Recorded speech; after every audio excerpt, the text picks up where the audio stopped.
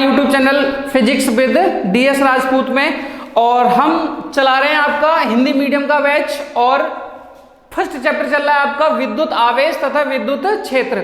इसका एक लेक्चर मैं आपको बता चुका हूं और ये आपका सेकंड लेक्चर है, सॉरी पार्ट 1 नहीं है, ये पार्ट 2 है, ठीक है ना। इसमें जो पार्ट 1 में जहां छोड़ा था वहीं से अपन स्टार्ट करते हैं, और उसमें पार्ट 1 के लिए कुछ पॉइंट्स रह गए थे, वो अपन इसमें डिस्कस करेंगे, ठीक है ना।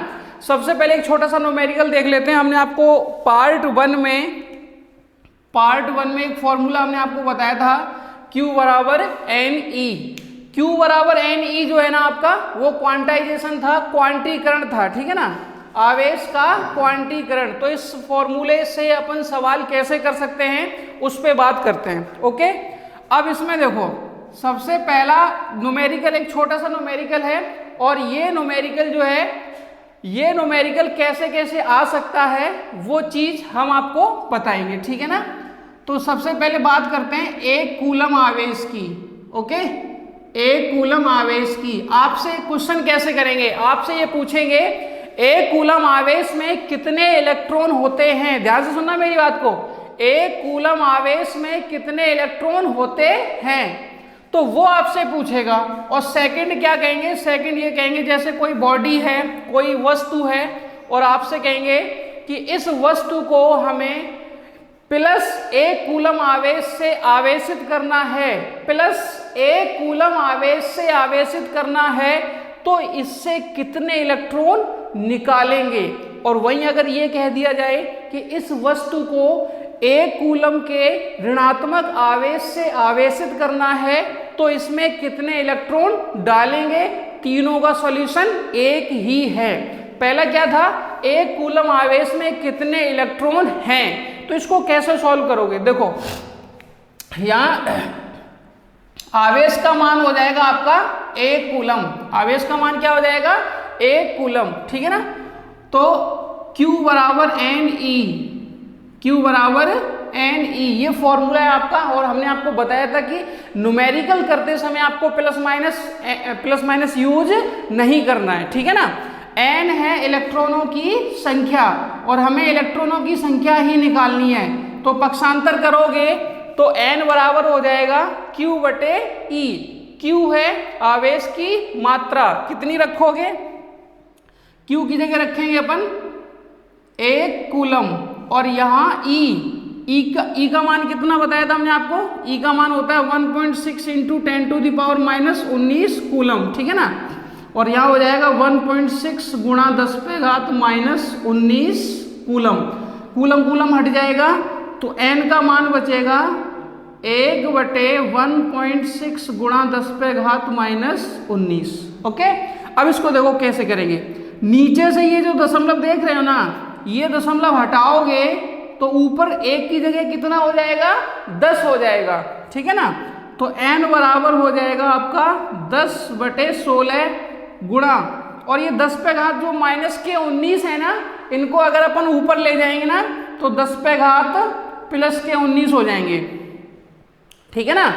अब इसको देखो 10 पे घात 19 है ना, अगर हम यहां से एक 0 कम कर लें तो यहां 10 की जगह 100 हो जाएंगे, और बराबर इंटू में क्या रह जाएगा, 10 पे घात 18, और बटे में कितना 16 का डिवाइड करोगे 100 में, तो ये आ जाएगा आपका 6.25 गुणा 10 पे घात 18 इलेक्ट्रॉन।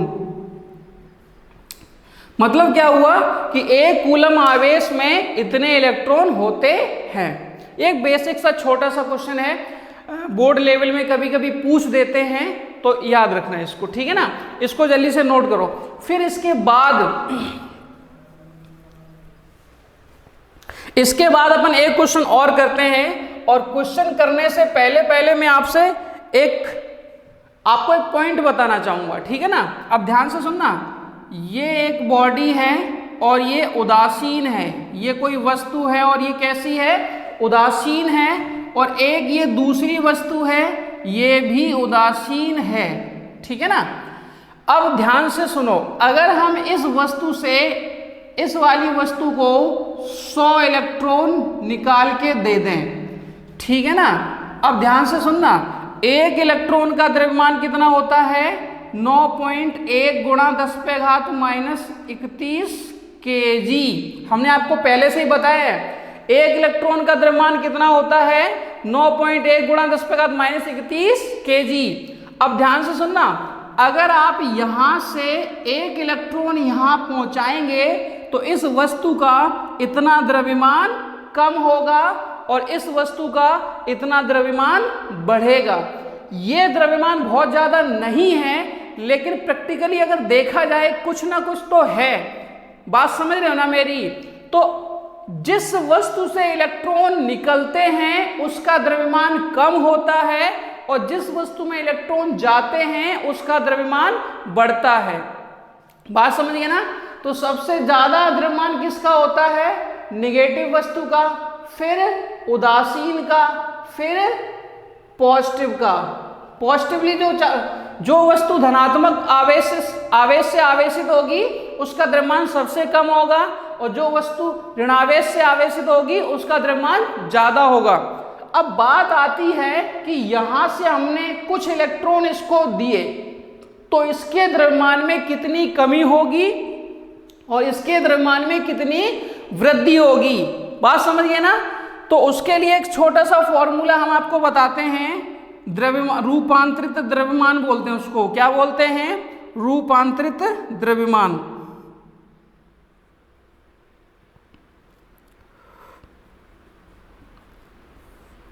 हिंदी में थोड़ी सी प्रॉब्लम हो सकती है।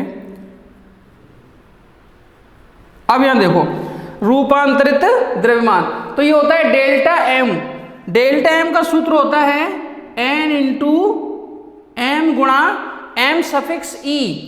ये है इलेक्ट्रॉनों की संख्या और ये है एक इलेक्ट्रॉन का द्रव्यमान।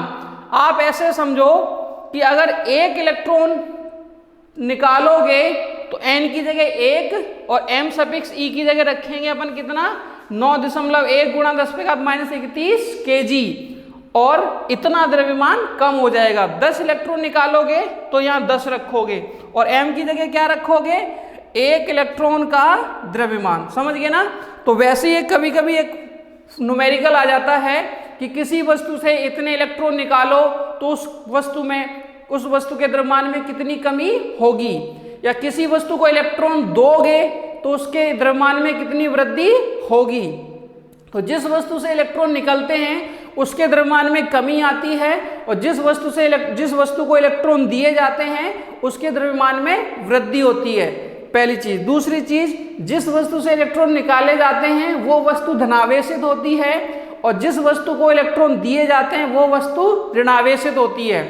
अब आपसे कहा जाए कि इसको कंबाइन करो तो जिस वस्तु का द्रव्यमान कम होता है वो वस्तु धनावेशित होती है और जिस वस्तु का द्रव्यमान बड़ा है वो वस्तु ऋणावेशित होगी। ध्यान से सुनना, जिसका द्रव्यमान बढ़ेगा तो जरूर उसको इलेक्ट्रॉन दिए गए होंगे और इलेक्ट्रॉन दिए गए होंगे तो वो ऋणावेशित होगी। ओके, इसको जल्दी से नोट कर लो, फिर एक न्यूमेरिकल कराते हैं, फिर अपन आगे चलते हैं। ओके,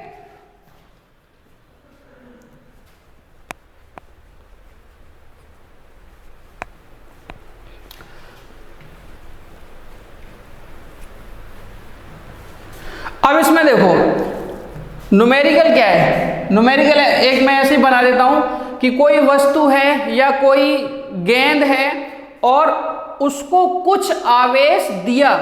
जब उसको कुछ आवेश दिया तो उसके द्रव्यमान में 9.1 गुणा 9.1 नैनोग्राम 9.1 नैनोग्राम द्रव्यमान की वृद्धि हो गई।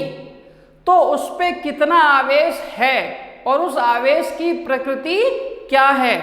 अब ध्यान से सुनना, अगर उसके द्रव्यमान में वृद्धि हुई है तो आपको याद होना चाहिए, अभी अभी मैंने बताया था कि जिस वस्तु के द्रव्यमान में वृद्धि होगी वो वस्तु ऋणावेशित होगी और जो वस्तु ऋणावेशित होगी जरूर उसको इलेक्ट्रॉन दिए गए होंगे।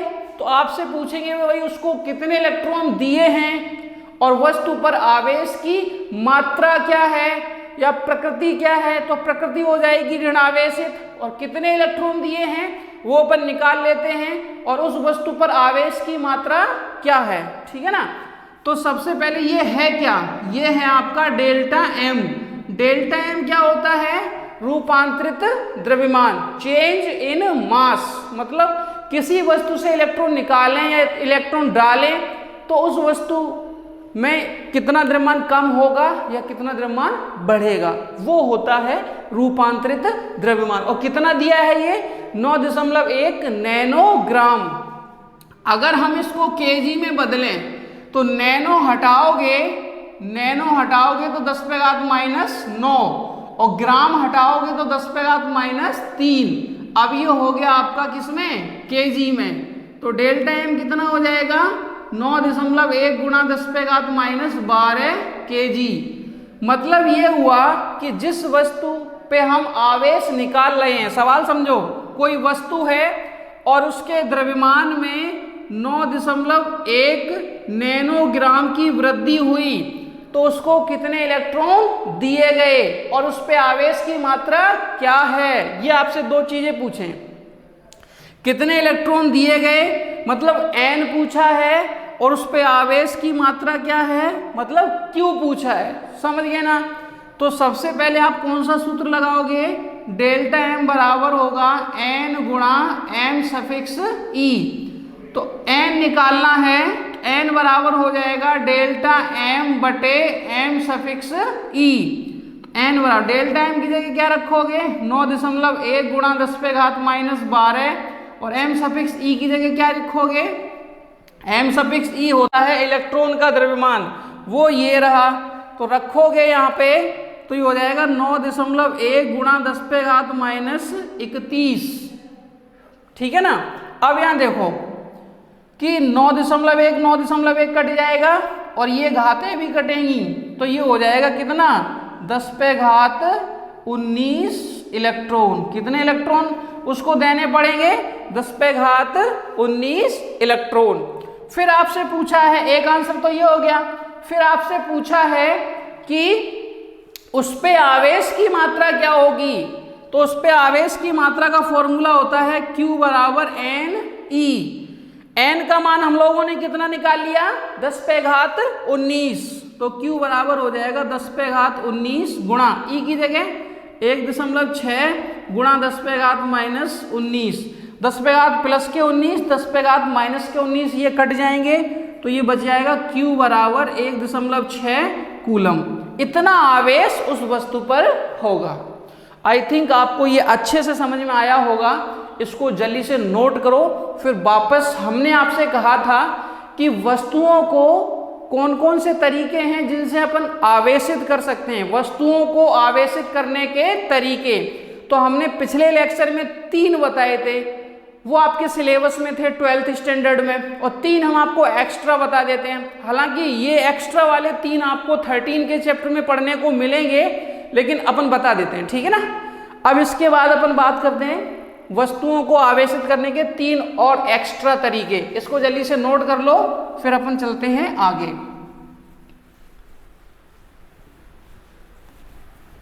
अब यहां देखो, सबसे पहला है नंबर 1 है आपका तापायनिक उत्सर्जन, और दूसरा है आपका प्रकाश विद्युत प्रभाव, और तीसरा है आपका क्षेत्र उत्सर्जन। तीसरा क्या है, क्षेत्र उत्सर्जन।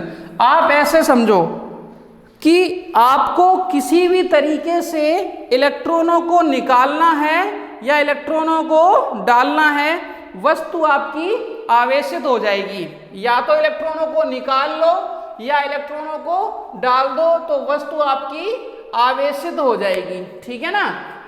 तो हमें इलेक्ट्रॉनों को निकालना बहुत आसान होता है। एक चीज और अपन आगे के लिए समझ लेते हैं कि कोई भी वस्तु है, ध्यान से सुनना, अगर हम कहें कि इसको हमने ऋणावेश दिया तो इसका मतलब क्या हुआ, इस वस्तु से हमने इलेक्ट्रॉनों को निकाल लिया। और अगर हम कहें कि हमने किसी वस्तु को प्लस आवेश दिया तो प्लस आवेश दिया तो आप ये बिल्कुल ना समझें कि हमने इसको प्रोटॉन दे दिए। हम प्रोटॉन इसको दे नहीं सकते, बात समझ रहे हो ना, हम इसको प्रोटॉन नहीं दे सकते क्योंकि हम प्रोटॉन नाभिक से नहीं निकाल सकते।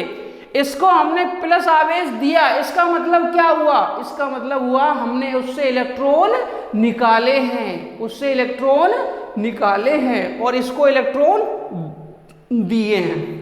अब ये बार बार निकालना डालना थोड़ा सा अच्छा नहीं लगता, अच्छा लगता मतलब कि थोड़ा जल्दी नहीं बोल पाते अपन। तो ऐसे समझो कि हमने इसको ऋणात्मक आवेश दिया और इसको हमने धनात्मक आवेश दिया, लेकिन याद रखना धनात्मक आवेश दिया मतलब क्या हुआ, हमने इससे इलेक्ट्रॉन निकाले हैं, ठीक है ना, बस। लेकिन अपन जनरल लैंग्वेज में अपन डेली बेसिस पे अपन क्या पढ़ेंगे, इसको ऋणात्मक आवेश दिया, इसको धनात्मक आवेश दिया, ओके। तो फिर इसके बाद अपन बात करते हैं तापायनिक उत्सर्जन क्या है। तो तापायनिक उत्सर्जन क्या है समझो, कोई भी वस्तु है, ध्यान से सुनना, जैसे ये कोई चालक वस्तु है, क्या है ये, ऑब्वियसली इलेक्ट्रॉन कहां से निकल सकते हैं, चालक वस्तु से निकल सकते हैं, लकड़ी से थोड़ी ना निकल सकते हैं इलेक्ट्रॉन, चालक वस्तु है ये, होते हैं लकड़ी में भी इलेक्ट्रॉन प्रोटॉन होते हैं। दुनिया की कोई भी चीज ऐसी नहीं है जिसमें इलेक्ट्रॉन प्रोटॉन ना हो। इलेक्ट्रॉन प्रोटॉन न्यूट्रॉन, तीन चीजें हैं ये, इलेक्ट्रॉन प्रोटॉन न्यूट्रॉन, ये दुनिया के निर्माता हैं, जिससे दुनिया मिलकर बनी है, तीन चीजों से। अपन सुनते हैं ना, ब्रह्मा विष्णु महेश, यही तीनों हैं, इलेक्ट्रॉन प्रोटॉन और न्यूट्रॉन।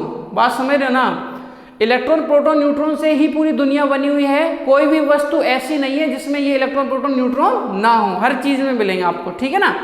अब यहाँ देखो तापायनिक उत्सर्जन क्या है, कोई भी चालक वस्तु है, अगर हम इसके नीचे मोमबत्ती लगा दें, अगर हम इसके नीचे आग लगा दें, समझ गए ना, जैसे हम इसके नीचे आग लगाएंगे तो इसमें से इलेक्ट्रॉन निकलेंगे बाहर, इसमें से क्या निकलेंगे बाहर, इलेक्ट्रॉन निकलेंगे। बात समझिए ना, नीचे से आग लगाओगे तो भागना पड़ेगा ना, इलेक्ट्रॉन निकल जाएंगे बाहर। किसी भी चीज के नीचे आग लगाओ तो क्या होगा, भागेगा। तो ऐसे यहां से इलेक्ट्रॉन निकल के भागेंगे, इलेक्ट्रॉन निकल जाएंगे तो ये वस्तु कैसी हो जाएगी, धनात्मक आवेश, धनावेशित हो जाएगी। वस्तु कैसी हो जाएगी, ये धनावेशित आवेश। इसी प्रोसेस को क्या बोलते हैं, तापायनिक उत्सर्जन। इसी प्रोसेस को क्या बोलते हैं, तापायनिक उत्सर्जन, ओके। फिर इसके बाद आता है प्रकाश विद्युत प्रभाव। प्रकाश विद्युत प्रभाव कैसे समझते हैं, ये कोई चालक वस्तु होगी, ठीक है ना। अब इसको अगर अपन धूप में रखें, इसको कहाँ रखें, धूप में रखें, और एक सुटेबल आवृत्ति का प्रकाश इस पे पड़े, एक सही आवृत्ति का प्रकाश अगर इस पे पड़ेगा तो आपको पता है कि प्रकाश में फोटोन आते हैं। प्रकाश में क्या आते हैं, फोटोन आते हैं, और एक फोटोन की ऊर्जा क्या होती है, h न्यू, ये आवृत्ति है और ये प्लांक नियतांक है, ठीक है ना। एक फोटोन की आवृत्ति होती है, सॉरी, एक फोटोन की ऊर्जा कितनी होती है, h न्यू। जब अपन इस पे प्रकाश डालते हैं, एक अच्छी आवृत्ति का, एक सुटेबल आवृत्ति का प्रकाश डालते हैं, तो प्रकाश के साथ जो फोटोन आते हैं वो फोटोन अंदर वाले इलेक्ट्रॉनों को, जो अंदर इलेक्ट्रॉन होते हैं ना, इनको ऊर्जा प्रदान करते हैं। फिर यही इलेक्ट्रॉन जो है बाहर निकल जाते हैं। जैसे ये इलेक्ट्रॉन बाहर निकलेंगे तो फिर ये वस्तु कैसी हो जाएगी, धनावेशित हो जाएगी। ये वस्तु कैसी हो जाएगी, धनावेशित हो जाएगी, ठीक है ना। फिर इसके बाद आता है क्षेत्र उत्सर्जन। इसके बाद क्या आता है, क्षेत्र उत्सर्जन, ठीक है ना। क्षेत्र उत्सर्जन में क्या होगा, जैसे मान लो कि ये कोई चालक वस्तु है, ठीक है ना, और इस चालक वस्तु को बहुत हैवी विद्युत क्षेत्र में रखें, एक बहुत ज्यादा कोटि का विद्युत क्षेत्र अगर आप इसमें रख दोगे, या ये वस्तु उस विद्युत क्षेत्र में रख दोगे, तो आपको पता है कि इलेक्ट्रॉन जो है ना वो विद्युत क्षेत्र के विपरीत भागते हैं। आगे चल के जब अपन विद्युत क्षेत्र पढ़ेंगे वहां ये समझाएंगे। इलेक्ट्रॉन जो है ना, इलेक्ट्रॉन पे ऋणावेशित होता है, और ऋणावेश हमेशा विद्युत क्षेत्र के विपरीत दिशा में भागता है, ठीक है ना। तो ये इलेक्ट्रॉन इधर निकल आएंगे, ज्यादा विद्युत क्षेत्र आप अप्लाई कर दोगे इस पे तो इलेक्ट्रॉन इधर भाग के निकल आएंगे। तो इस प्रोसेस को बोलते हैं क्षेत्र उत्सर्जन, और इसको बोलते हैं प्रकाश विद्युत प्रवाह, और इसको बोलते हैं तापायनिक उत्सर्जन। तो यहां से तीनों सिचुएशन में इलेक्ट्रॉन बाहर निकल रहे हैं, तो वस्तु जो है ना आपकी धनावेशित होगी। ठीक है ना। तो ये थे तरीके आपके वस्तुओं को आवेशित करने के। अब आज के इस वीडियो लेक्चर में इतना ही। कूलाम्स नियम में अपन बात करेंगे आगे वाले लेक्चर में। ठीक है ना। तब तक मिलते हैं अगले वीडियो में। Thank you.